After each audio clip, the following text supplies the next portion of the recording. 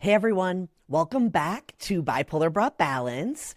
Today's video is going to be all about the boundaries I needed to set in place when I returned to work after my diagnosis.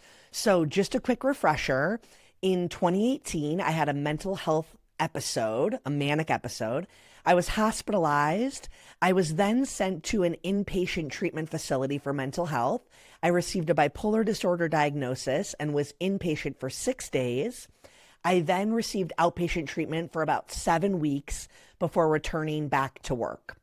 A little context, my job at the time was for Yelp. I was an event planner for business owner events and also a spokesperson. I did a lot of business owner education and content creation, and I traveled a lot for work. So I would be flying in and out of different cities in different time zones and working remotely before the pandemic, and remote work was really normalized. So when I was in inpatient treatment, receiving my diagnosis and talking about what I would do to get back to regular life and maintaining my health, one of the biggest things the staff talked to me about was the fact that my lifestyle at work was not really conducive to bipolar disorder. So the different hours, changing time zones, travel, all of those things were not going to necessarily be the best for managing my bipolar disorder. But on the other side of it, I had been doing this job for so long. I loved it. I was really good at it. And so rather than being told you need to find a different career, my medical team thought it would be good for me to return back to my job, but with different boundaries in place for myself to make sure I was taking care of my mental health. So one of the really basic boundaries was not working into the evenings anymore. I had a really bad habit of kind of working throughout the day, mixing in other things if I needed to run an errand or clean, and then I would find myself working late at night. And I kind of thought, well, there's more to do and I have the time. But really, I was keeping my brain in overdrive and constantly thinking a lot later in the evening than it needed to. A lot of that stuff could be revisited the next day.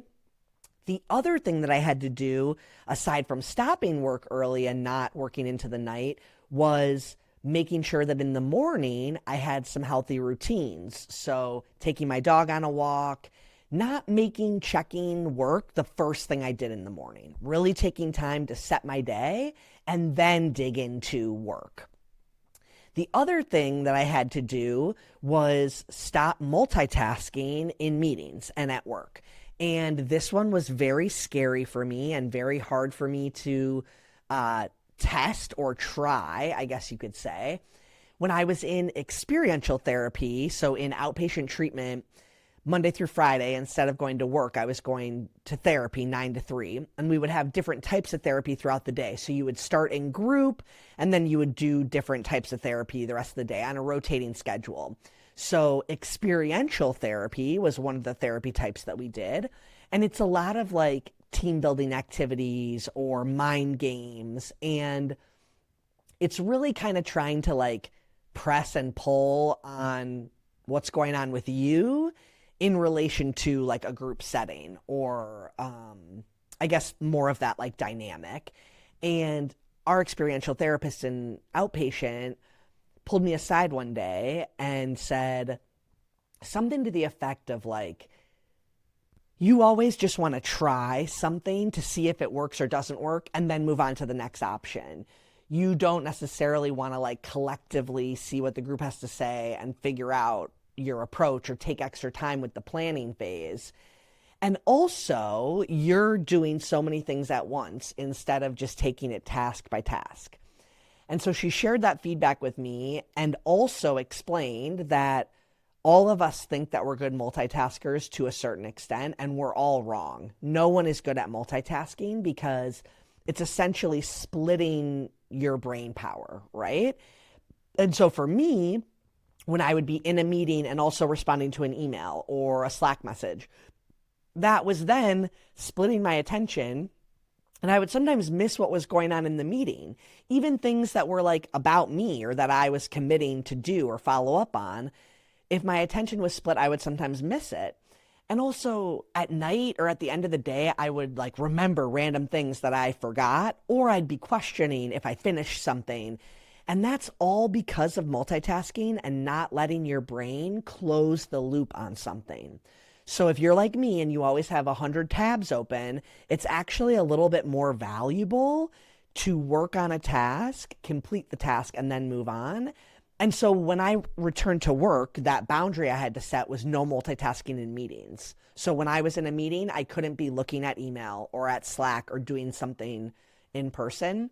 And at first it was so hard for me. I remember literally thinking like, how am I going to get all my work done if I'm not responding to that stuff while I'm in that meeting? And after about a week, I realized I wasn't having double effectiveness when I was in a meeting and responding to emails. It was actually a lot better when I was fully focused and then would stop that and move on to the next thing. And so eliminating multitasking is an example of something that you could put into place, whether you have a mental health diagnosis or not. But you're going to have to do it a couple times, probably believing that it's not going to work, and then see the positive effects in order to keep doing it. Or at least that's how I was. Like, I didn't want to stop the multitasking because I was afraid that was going to dwindle how much I could get done. But I was wrong. The other thing that was really huge for me when I went back to work was setting alarms on my phone for whatever the next thing is that I need to do.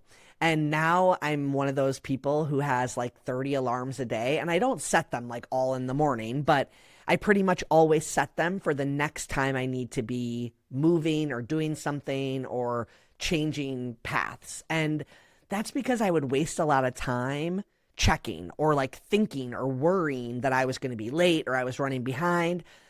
Come to find out, a lot of that has to do with ADHD time blindness. Little teaser. I haven't gotten into my ADHD story on here yet, but it's coming. But yeah, those were kind of the main things. I had to set new boundaries around when I worked, stop working into the evening, don't work first thing in the morning, let myself wake up, brush my teeth, walk my dog, get my life in order before I open up work and let that derail my day. And then no multitasking in meetings. I really suggest everyone try that. Seriously, it'll help you so much. And then the alarm thing, that's like a weird ADHD thing. The other more general boundary in my life that I had to work on, and it's not even a boundary, that's not the right word for it, but I now know what the negative effects are of me not getting good sleep. So whether that's due to drinking, staying up late, whatever it might be, I know the various outcomes of not getting good sleep. And so for me, I had to change the way that I did work travel. And so pre-diagnosis, let's say I was working a conference in Las Vegas, which was very common. That was my region. I would be speaking on stage, but then I would also be managing sales reps. And so all day we're at the conference, we're on our feet, we're talking to hundreds of people. Then after the conference, we'd maybe go to our hotel rooms for 15, 20 minutes, freshen up. Then I'd take them out for dinner. Then we'd go hang out. And it was like you wanted to maximize your time together because you were coworkers who were never in person and you were working really hard all day. And so I wanted to thank these sales reps for their hard work. I wanted to take them out. And so that was very much encouraged, and it was a part of the whole thing. You know, sometimes you're networking even with people from the conference. Now, that also often led to maybe getting 4 or 5 hours of sleep. And I remember after my diagnosis thinking about my first work trip and worrying, oh my gosh, what are people going to think of me when I go back to my hotel room at 9 and go to bed? And I don't know if it's just because a lot of my other coworkers were also transitioning and getting older and life was a little different, but I really didn't miss anything when I started prioritizing my sleep and not just staying up because we were on a work trip. And so that's been with me for the past 7 years. I don't travel as much as I used to, but I still do travel for work. And even when I travel in my personal life, staying up until 1 a.m., having more than maybe 2 or 3 drinks, it's just not going to have a good effect on me. And so it's never worth it. And sometimes maybe I'm not as fun as I used to be because I go to bed earlier. But at the end of the day, I feel like when I am at an event or on a work trip or whatever, the time that I'm spending is very intentional and focused. And then I need to sleep and I will be a better person in the morning. So If you are feeling unbalanced, these are all good things that you can do to prioritize yourself and your mental health. They just happen to be things that I was essentially prescribed after inpatient treatment. So, a lot of people, whether they're just getting a diagnosis or they've had it for a long time, they might have shame and stigma around that diagnosis, and they might feel that that diagnosis limits them and what they're able to accomplish and do. And for me, I was very afraid of that. When I left inpatient treatment and my team told me, oh, I don't know, your job might not be the best. But then they gave me this roadmap for what I would have to do to see if I could keep my job and manage my mental health. And all of the things that I did helped me. They helped me be more effective, more happy, and also more successful at work. And I remember my medical leave was pretty much all of Q4 in 2018.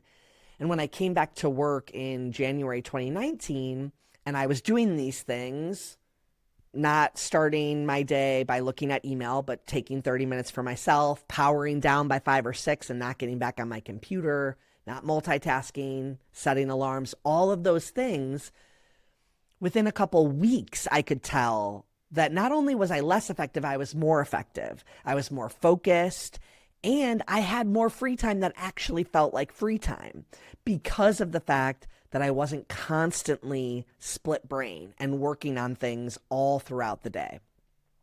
So, in conclusion, take care of yourself. Sometimes we trick ourselves into thinking there's more work, and it could really wait until tomorrow or a couple days or the next week. So, take care of yourself, make sure that you're prioritizing your mental health, and set these little goals or boundaries around your time and your energy, and then give it the chance to work, because it is hard at first to trust that if you're spending less time, you're going to be more effective. But I think you will be. Comment if you've experienced anything like this, if you have other things that you do to maintain balance, or if you have questions or things we should cover in future episodes. All right, bye for now.